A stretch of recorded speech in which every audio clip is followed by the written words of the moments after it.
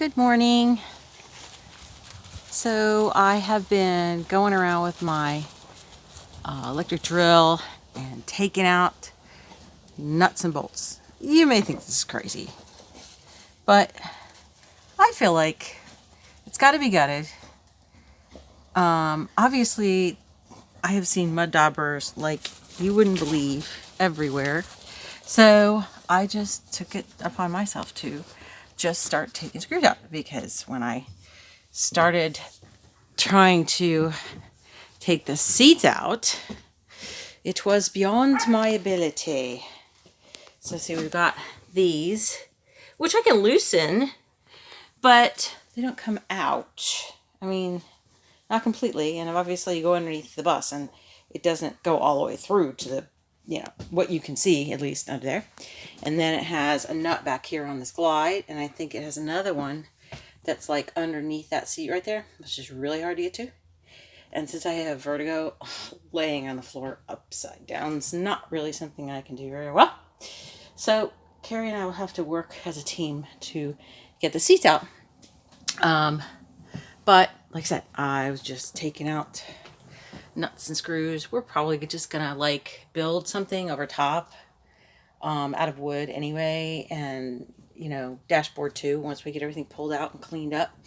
Obviously wherever there needs to be air intake or outtake will not be blocked, but it may require some replacement of insulation and that kind of stuff. So that's kind of why I'm just going along doing it. Don't worry, I have all of the hardware here.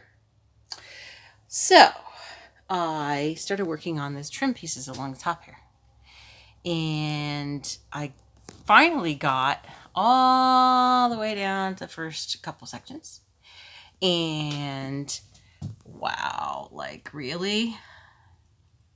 Is this really what it takes to have like speakers and whatever the heck else this is on a bus? Because what a mess, right? Lots of mud daubers in there. Give you an idea how much insulation is in there. There's not much in there. It looks like it's, the kind of batting well, actually, I would put thicker batting than that in a comforter. So yeah, you can kind of see what's there. So there's one of those crazy mud daubers.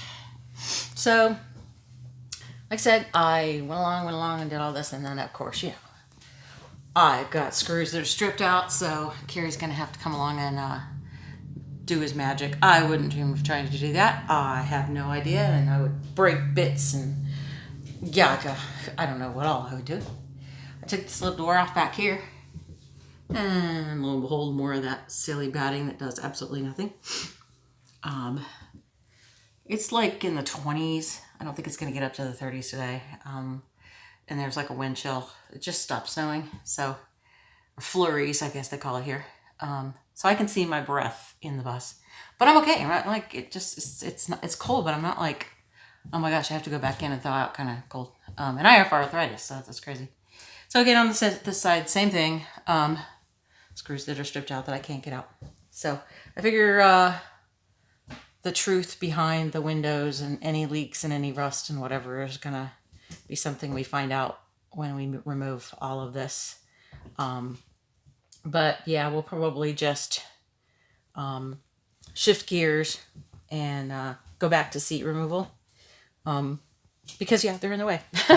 It's a little harder to lean over and try to get stuff out. So yeah, that's what I've been doing today.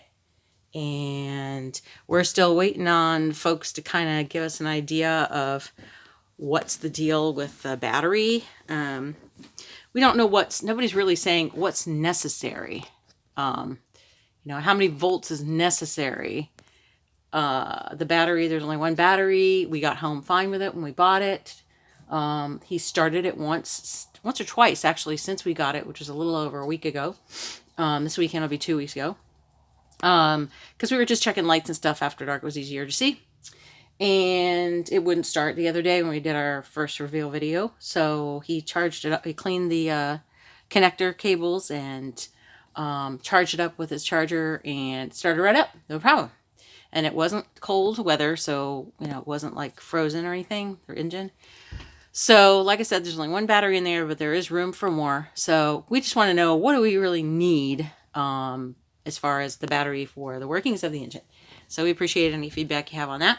We also have a horn that doesn't work. We haven't figured out that, but I'm sure once we get into the, oh my God, wiring that's all through the innards of the bus, we'll figure out what that's all about. So wrapping it up, because I have no more I can do. So you guys have a great day, and see you next time. Bye.